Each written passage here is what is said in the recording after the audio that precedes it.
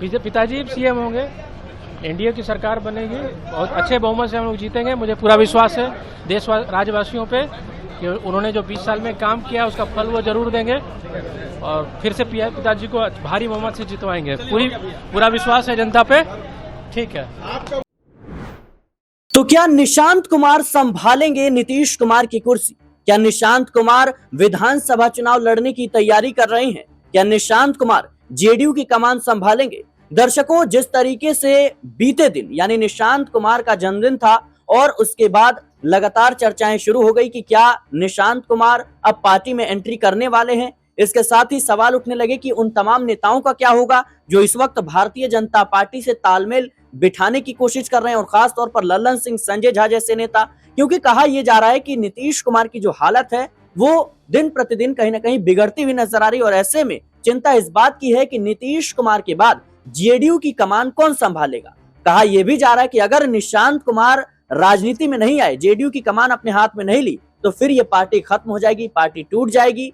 कोई सांसद इस पार्टी में जाएगा, कोई उस पार्टी में जाएगा, और ऐसे में जो इतनी मेहनत से नीतीश कुमार ने इस पार्टी को खड़ा किया है उसके अस्तित्व पर खतरा मंडराता हुआ नजर आएगा। अब देखा जाए तो उपेंद्र कुशवाहा का बयान सामने आता है। वो कहते हैं कि भाई नीतीश कुमार ना ही सत्ता संभालने लायक है और ना ही वो पार्टी संभालने की स्थिति में है। ऐसे में उन्हें जो तमाम पद हैं वो छोड़ देने चाहिए, निशांत कुमार को पार्टी की कमान सौंप देनी चाहिए। इसके अलावा शांभवी चौधरी जो चिराग पासवान की सांसद है, उन्होंने भी बड़ा बयान दिया। इसके अलावा अगर हम बात करें तो निशांत कुमार ने खुद नीतीश कुमार को लेकर बड़ा बयान दिया है।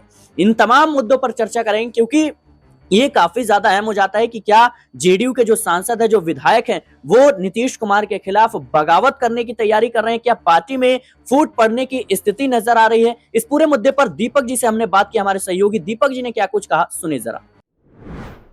देखिए सिराज, निशांत कुमार की एंट्री को लेकर अभी से नहीं काफी लंबे वक्त से कयास लगाए जा रहे हैं, क्योंकि अब निशांत कुमार का राजनीति में आना सिर्फ ऐसा नहीं कि उनको आना चाहिए, ये अब एक मजबूरी कह ले या उनके लिए जरूरी कह ले जेडीयू के लिए। क्योंकि पार्टी नेताओं का भी ये मानना है कि अगर निशांत राजनीति में नहीं आते और अगर आते भी हैं राजनीति में तो क्या जिम्मेदारी रहेंगी, इसको लेकर ही बहुत बात है। लेकिन फिलहाल राजनीति में अगर आते हैं तो जेडीयू बच जाएगी, ये सबसे बड़ा सवाल है। अगर नहीं आए तो जेडीयू में भगदड़ मचेगी, कुछ नेता बीजेपी में, कुछ कांग्रेस में, कुछ चले जाएंगे अन्य दलों में, कुछ नई पार्टी बना लेंगे। ये बयान उनके ही पार्टी विधायक गोपाल मंडल का था। इसी के साथ साथ उनके ही पार्टी सांसद ने, जेडीयू के सांसद ने साफ कहा था कि निशांत को राजनीति में आना चाहिए, क्योंकि इसके 3 मुख्य कारण थे। पहला, निशांत कुमार की बात करें तो युवा है, युवा वोट बैंक को साध सकते हैं। बिहार में पलायन और रोजगार का मुद्दा काफी हावी रहता है। 1 करोड़ रोजगार देने की बात सरकार ने इसी वजह से करी और इसी पर निशांत ने अपनी बात भी रखी।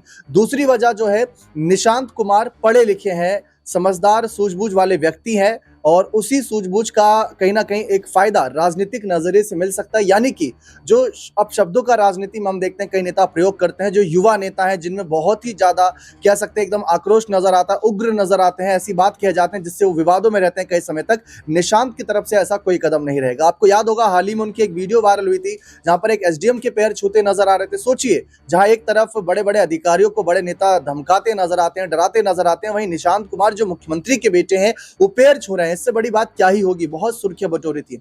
और तीसरा कारण यह रहेगा कि देखिए, अगर निशांत की बात करें तो उन्होंने अपने पिता को देखा है राजनीति में, कैसे उन्होंने मोर्चाबंदी करी। लालू यादव अपने पिता नीतीश के समय को देखा है, तेजस्वी। और अगर हम निशांत की मुकाबले की बात करें तो देखिए, निशांत की उम्र तेजस्वी से काफी ज्यादा है। यानी कि उनके पास एक अनुभव भले ही राजनीति का ना हो, लेकिन पर्दे के पीछे उन्होंने अपने पिता नीतीश को उस दर्द से गुजरते देखा होगा जब सरकार बदलते थे, उस खुशी में देखा होगा जब सरकार बनाते थे, हार जीत में उनका कैसा रिएक्शन रहता था, पार्टी नेताओं के साथ घर पर आना, मुलाकात होना, बातचीत, वो सब चीजें उन्होंने देखी हुई हैं। ये एक माहौल बना सकता है। तीसरी यहाँ पर हम चर्चा करें तो एक ये भी नजरिया आता है कि जो निशांत कुमार है वो अगर आगे आते हैं तो जो नीतीश पर आरोप लग रहे हैं कि भाई वो आरोप कह लें या फिर जो सवाल उठ रहे हैं कि वो बीमार है, वो भी कवर किया जा सकता है यहाँ पर। और इसके साथ साथ जो विपक्ष है वो नीतीश कुमार की बीमारी का विषय बना रहा है। दूसरी तरफ सिर्फ विपक्ष इनके लिए चुनौती नहीं, इनके अपने भी इनके लिए चुनौती है। चिराग पासवान की बात करें, युवा नेता है। अब जिस तरीके से उत्तर प्रदेश की राजनीति में जाए, चंद्रशेखर को आगे बढ़ता देख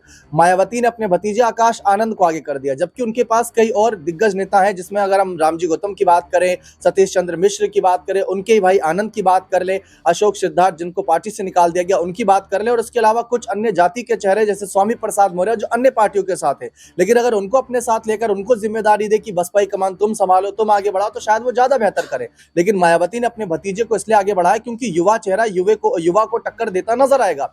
और वही बात चिराग पासवान के नजरिए से भी बात आती है कि अगर कल को एनडीए दल से चिराग पासवान को आगे बढ़ाया जाता है, क्योंकि ये भी खबर थी कि बिहार की राजनीति में एक दलित मुख्यमंत्री को बनाने के बारे में विचार कर सकती है बीजेपी इस समय अलग अलग समुदाय को साध रही है। एग्जाम्पल के तौर पर उन्होंने मध्य प्रदेश में मोहन यादव को सीएम बनाया ताकि यादव समुदाय को साध सके। फिर उन्होंने दिल्ली में रेखा गुप्ता को सीएम बनाया ताकि आदि आबादी यानी महिला वोट बैंक को साध सके। ठीक उसी तरीके से अगर दलित चेहरे को यहाँ पर आगे कर देते हैं तो उसका फायदा उन्हें नजर आ सकता है। फिलहाल निशांत आएंगे या नहीं आएंगे वो नीतीश का फैसला माना जाएगा। तो सुना आपने, दीपक जी ने साफ तौर पर कहा कि कहीं ना कहीं निशांत कुमार अब मजबूरी बन गए हैं जेडीयू की, क्योंकि नीतीश कुमार के बाद जेडीयू की कमान कौन संभालेगा ऐसा कोई चेहरा नजर नहीं आता। कोई जो कुछ चेहरे थे जो नीतीश कुमार के भरोसे कह सकते हैं जिस पर भरोसा करते थे नीतीश कुमार, वो भारतीय जनता पार्टी की गोद में जाकर बैठ गए हैं। फिलहाल देखा जाए तो इस पूरे मुद्दे को लेकर शांभवी चौधरी का भी बयान सामने आया है, सुनिए जरा। देखिए वो बहुत सरल परिवार है और हम लोग सब जानते हैं कि माननीय मुख्यमंत्री श्री नीतीश कुमार जी हमेशा सरलता से और सादगी से ही कोई भी पर्व को मनाते आए हैं। तो अंदर बस केक कटिंग हुआ और भोजन था। भोजन में हम लोग का जो संस्कार परंपरा के अधीन कोई भी शुभ अवसर पे हम लोग कद्दू भात बनाते हैं, चावल बनाते हैं।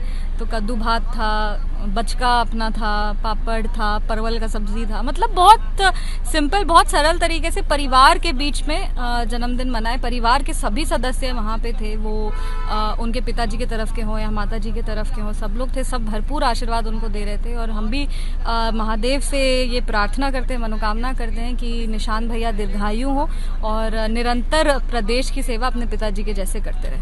आप लोगों को केक वेक मिला?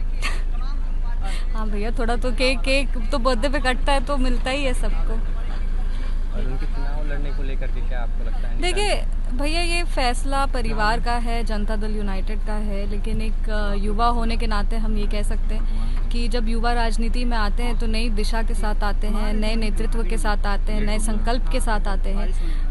वो अगर बिहार की राजनीति में आएंगे तो डेफिनेटली सब युवाओं के लिए एक नई जोश, नई उमंग के साथ आएंगे और बिहार प्रदेश में युवाओं की लगातार ये मांग भी रही है। तो अगर वो आते हैं तो हम लोग सबके लिए अच्छा ही होगा कि हाँ, नई दिशा, नए संकल्प के साथ वो आएंगे। पर अंतोगत्वा ये फैसला पार्टी का है, ये फैसला उनके परिवार का, माननीय मुख्यमंत्री श्री नीतीश कुमार जी का। जो फैसला होगा हम लोग उनके साथ रहेंगे। तो सुना आपने, शांभवी चौधरी ने साफ तौर पर कहा कि निशांत कुमार युवा हैं और युवा होने के नाते नई सोच के साथ राजनीति में आएंगे और फिर कहीं ना कहीं ये पार्टी के लिए बेहतर होगा और सरकार के लिए भी बेहतर होगा। हालांकि अब निशांत कुमार का बयान सुनाते हैं जिसमें वो अपने पिता को लेकर क्या कुछ कहते हैं, सुनिए।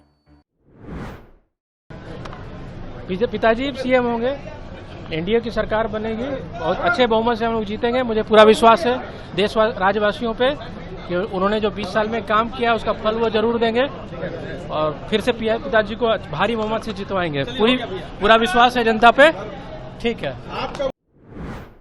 सुना आपने किस तरीके से निशांत कुमार कह रहे हैं कि नीतीश कुमार ही मुख्यमंत्री बनेंगे। इसके अलावा वो कहते हैं कि एनडीए भारी बहुमत से जीत हासिल करेगी और फिर से एनडीए की सरकार बनेगी, मेरे पिता ही मुख्यमंत्री बनेंगे। तो ये तमाम चीजें हैं जो इस बात का संकेत दे रही हैं कि निशांत कुमार राजनीति में एंट्री मारने वाले हैं और कल उनके जन्मदिन के मौके पर जो पटना स्थित जेडीयू कार्यालय है वहां पर पोस्टर भी लगाया गया कि भाई निशांत कुमार ने बिहार की पुकार सुन ली, इसके लिए धन्यवाद। यानी साफ है कि संकेत मिल रहा है कि कहीं ना कहीं निशांत कुमार अब पार्टी की कमान अपने हाथ में लेने जा रहे हैं। फिलहाल देखा जाए तो बिहार विधानसभा चुनाव में नीतीश कुमार और तमाम सहयोगी दल जुट चुकी है। देखना होगा कि क्या वाकई में निशांत कुमार की राजनीति में एंट्री होगी, वो जेडीयू के टिकट पर विधानसभा का चुनाव लड़ते हुए नजर आएंगे। फिलहाल के लिए इस रिपोर्ट में इतना ही। देश और दुनिया की तमाम खबरों के लिए बने रहे नेक्स्ट 9 न्यूज़ के साथ।